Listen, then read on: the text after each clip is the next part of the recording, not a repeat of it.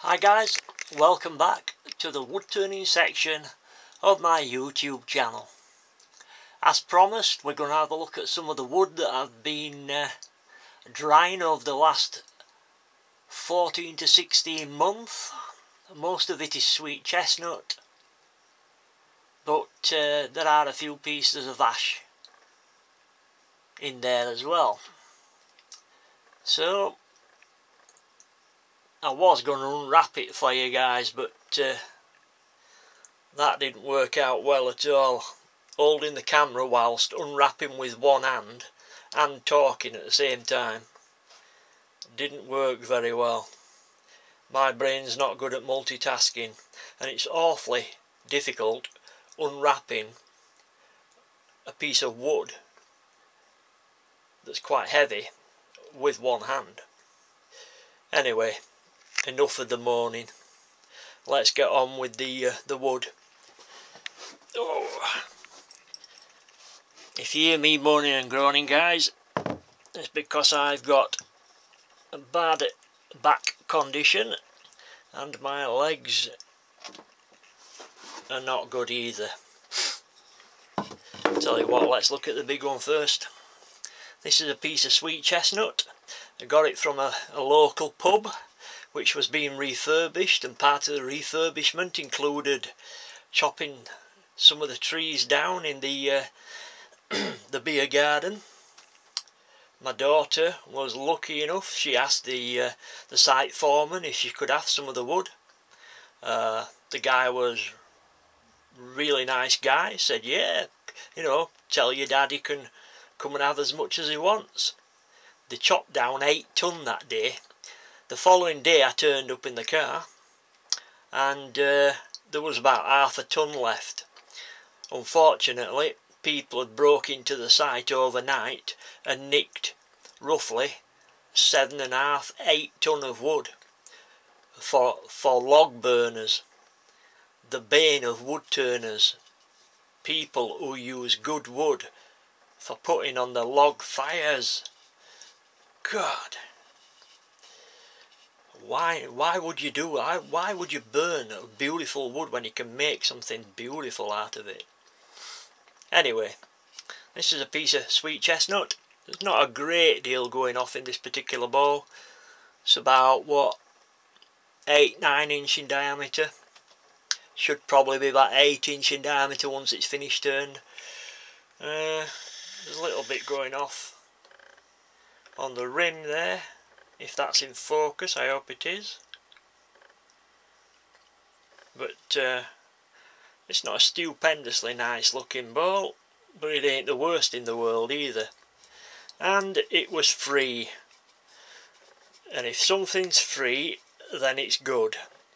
That's the way I look at it. That's not bad, is it? Not too bad there.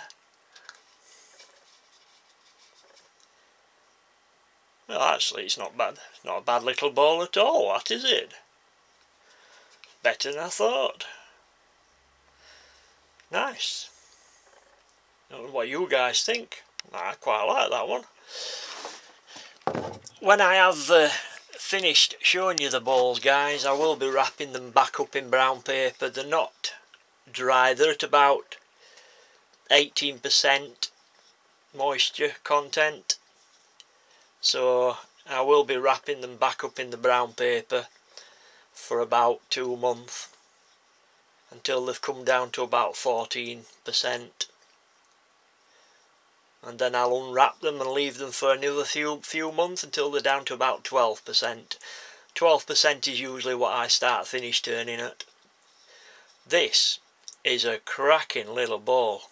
This is the core from the previous bowl we've just looked at. And this is going to make a cracking little bowl. Look at that. That is a beautiful piece of wood. Wow.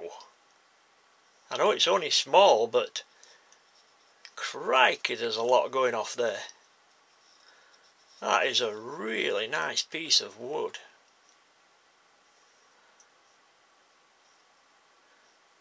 I don't know what you guys think, but I'm well impressed with that little bowl. That is going to make a splendido bowl for somebody. Yeah, it's only small, but it'll make a nice little dressing table pin bowl or whatnot. Maybe you could put some dried fruits in it or whatever. Beautiful. Really nice. That is a cracking little bowl. I'm impressed with that. Right, next up. Here we go.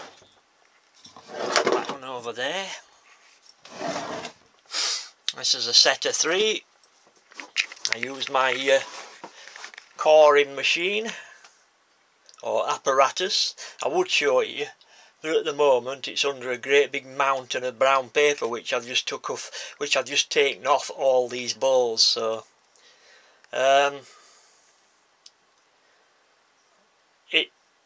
I've had it about 2 or 3 years now, probably 3 years, and it's more than paid for itself over the 3 years.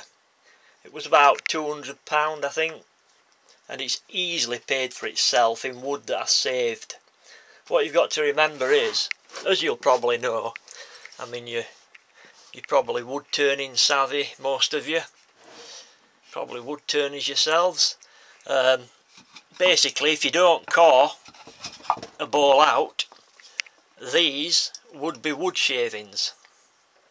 That's the bowl you would end up with, and these would be on your shack floor as wood shavings.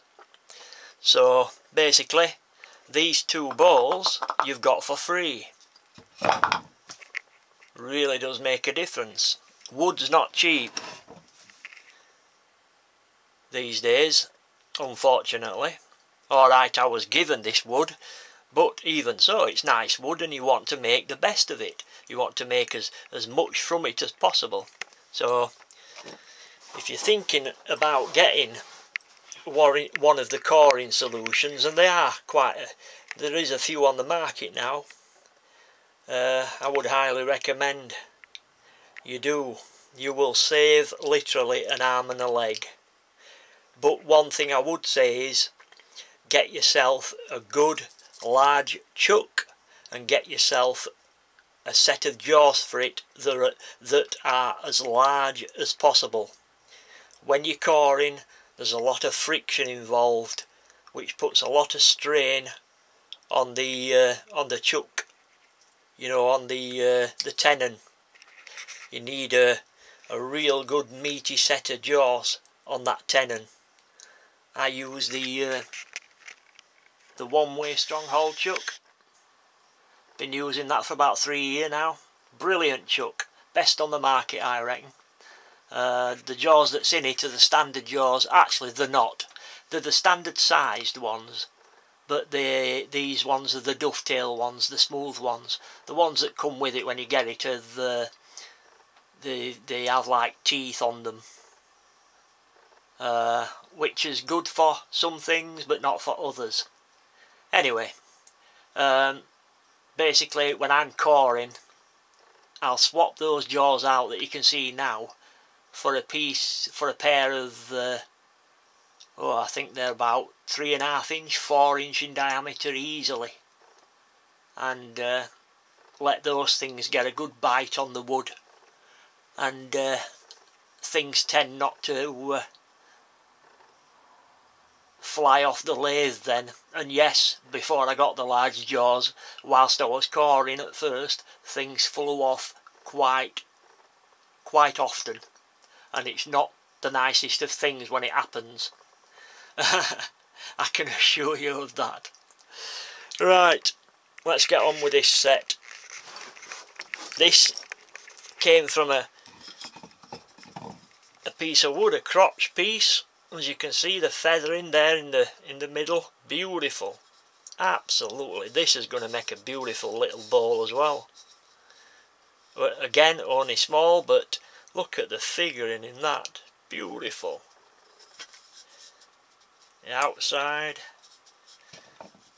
If you're not familiar with what a crotch piece of wood is, it's where basically the trunk is split off between either the trunk and a branch, or the trunk is split into two branches, and you get that beautiful feather pattern where they split. Absolutely gorgeous. One of the most highly prized features in wood. Crotch bowls, beautiful. Absolutely stunning. Carries up right up onto the rim. Sorry I'm moving around, guys. It's my legs that are absolutely killing me. I'm knelt down at the moment, so I'm having to keep moving. I unfortunately had the misfortune to fall out of a tree about 20 years ago, and I fell 30 feet onto concrete and made a right good mess of my back. I spent over a month in hospital. I broke my back, I broke my pelvis, broke 2 ribs, I punctured my right lung, I did some damage, I tore a lobe on my liver, I did some damage to my kidneys. I made a right good mess of myself. You'd think I'd hate wood, but I love it. And wood turning is the ideal hobby for me because it's only down the path. I don't have to be big and strong to do it. And if anything does happen, I've got people close by. That is a stunning piece of wood. Again, the largest bowl is quite a good depth. It's got to be, what, 5, maybe 6 inch in depth there, easily. A good 5 inch. Again, you can see the, come on focus camera, you can see the crotch, the feather effect that the crotch piece of wood gives. Really is beautiful. So there you go. Those are 3 Splendido bowls. I am very happy with how those have come out. As I said, this is sweet chestnut. I'd never turned it before. Turning it wet was an absolute joy, but then again most woods are, aren't they, when they're wet. I'll let you know how it is to turn dry when I do turn it. Right guys, I'll cut this video off there. YouTube only allows me 15 minutes at the moment, so I'll cut this one off and we'll carry on the next video. Catch you in a minute guys. Thanks for joining me. Bye bye.